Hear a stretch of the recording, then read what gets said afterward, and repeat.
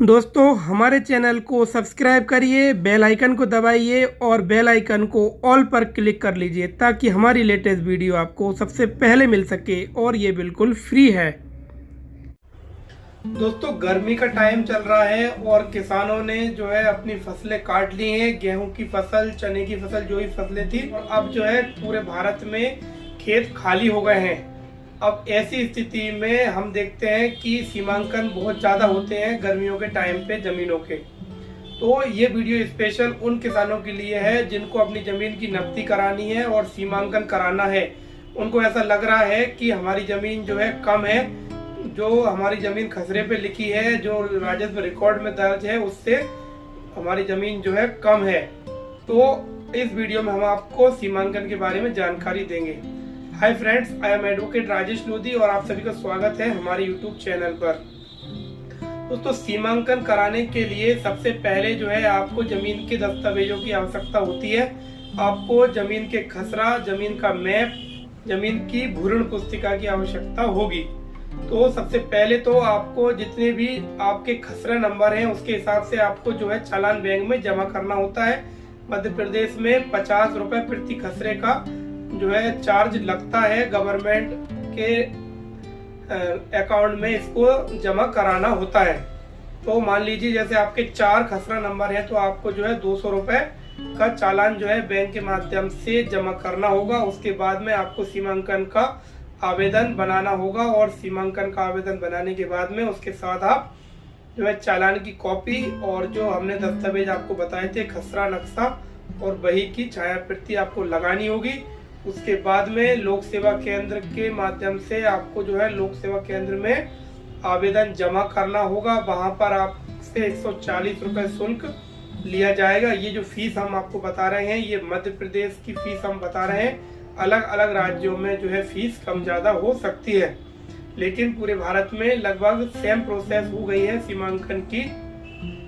तो दोस्तों सीमांकन का जब आप आवेदन जमा करते हैं तो उसमें आपको डेट दी जाती है कि लगभग 45 दिन की डेट दी जाती है आवेदन जमा करने के बाद। तो इन 45 दिनों में जो है आपका सीमांकन हो जाता है। लेकिन आपको जो है बैठे नहीं रहना है, आपको जो है आरआई और पटवारी से संपर्क करना है और उनसे बात करनी है कि मैंने आवेदन दे दिया है। तहसील कार्यालय में आप जाइए और वहां पर आपके आवेदन की क्या स्थिति है, आवेदन कहाँ तक पहुंचा है, वो सारी डिटेल आपको मालूम करते रहना चाहिए। तो तहसील में आप जाएंगे, वहां पर जो है तहसीलदार उसको अप्रूव करते हैं, उस पर साइन करते हैं। उसके बाद में फिर वो फाइल जो है राजस्व निरीक्षक और पटवारी को दे दी जाती है।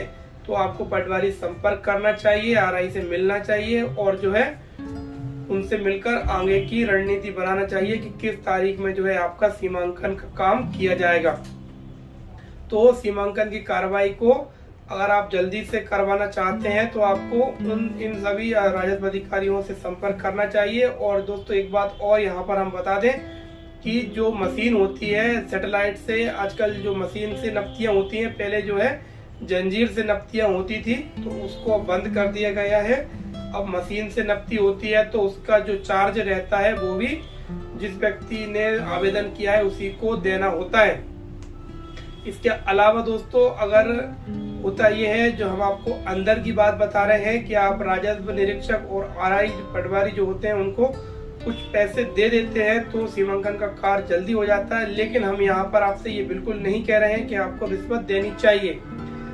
आप अगर रिश्वत नहीं भी देंगे तो भी उनको आपका काम करना होगा, क्योंकि ये जो है भू राजस्व संहिता में स्पष्ट प्रावधान किया गया है सीमांकन को लेकर के।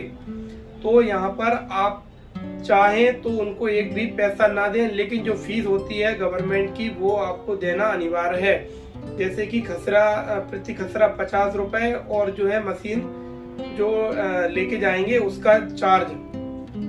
तो मशीन आप प्राइवेट भी कर सकते हैं, मशीन वाले से आप बात कर सकते हैं और आरआई पटवारी को बता सकते हैं कि मैंने मशीन वाले से बात कर ली है और इतना चार्ज जो है मशीन वाला ले रहा है। तो आपको सीमांकन कराना है और सीमांकन कराते समय दोस्तों आपको चूना और खूंटियों की व्यवस्था रखनी है पहले से, और कुछ मजदूर आप अपने साथ में रखिए। ताकि होता यह है दोस्तों, सीमांकन की जब कार्रवाई होती है तो मशीन से पॉइंट बताते जाते हैं कि यहाँ पर आपका जो है खेत की जो है सीमा आ रही है, तो वहां पर आप सीमा चिन्ह आप गड़ाते जाइए, तुरंत चूना डालते जाइए और उसके बाद में पूरा जब तक आपका पूरे खेत की नपती नहीं हो जाती है आपको चूना डालते रहना है। और तुरंत ही आपको जो है गड्ढे करवा करके खूंटियों को गड़वा देना है, ताकि बाद में क्या होगा कि आप 1-2 दिन रुक जाएंगे, चूना मिट जाएगा और फिर से विवाद आपका पड़ोसी आपसे करेगा। तो अब आपकी मान लीजिए किसी पड़ोसी के खेत में आपकी जमीन निकल गई है, तो भी आपको परेशान होने की जरूरत नहीं है, ना ही उससे विवाद करना है, ना ही उसके साथ लड़ाई झगड़ा गाली गलौज या मारपीट करनी है। आपको जो है जहां पर जमीन निकली है आपको शांतिपूर्ण तरीके से उसको बुलाना है और बताना है। यहाँ पर एक बात और हम आपको बता दें कि जब भी सीमांकन की कार्रवाई होती है तो पड़ोसी कृषकों को जो है नोटिस जारी किए जाते हैं और उनको सूचना दी जाती है कि फलानी तारीख को इतने बजे जो है नपती होनी है, आप सभी उपस्थित होंगे, आपके सामने नपती होगी और आप नहीं आते हैं तो भी ये कार्य जो है सीमांकन का रोका नहीं जाएगा। तो इस प्रकार सीमांकन की जो है कार्रवाई होती है। अब यहाँ पर हम आपको बता रहे हैं कि मान लीजिए आपकी जमीन जो है किसी पड़ोसी कृषक ने कब्जा करके रखी थी और सीमांकन के बाद आपको पता चलता है, तो आप उससे बात करिए। अगर वो प्यार मोहब्बत से जमीन को छोड़ देता है तो कोई दिक्कत नहीं है, लेकिन अगर वह नहीं छोड़ता है और आपसे विवाद करता है तो आपको भू राजस्व संहिता की धारा 250 के तहत जो है कब्जा हटाने के लिए आपको आवेदन देना होगा और तहसील कार्यालय में केस को दर्ज करवाना होगा। जब आप 250 का आवेदन लगाएंगे तब जो है वहां पर तहसीलदार द्वारा आदेश किया जाएगा कि बलपूर्वक पुलिस के माध्यम से जो है कब्जा हटाया जाए। इस प्रकार आपको विवाद नहीं करना है, आप नियम से चलेंगे, आप कानून को जानेंगे तो आपको दिक्कत नहीं आएगी और आपके जो है जमीन पर अवैध कब्जा अगर है तो वो भी आप निकाल पाएंगे। अब यहाँ पर दोस्तों एक बात और बता दें, अगर आपका कब्जा दूसरे व्यक्ति की जमीन पर निकलता है तो आपको भी जमीन छोड़नी होगी।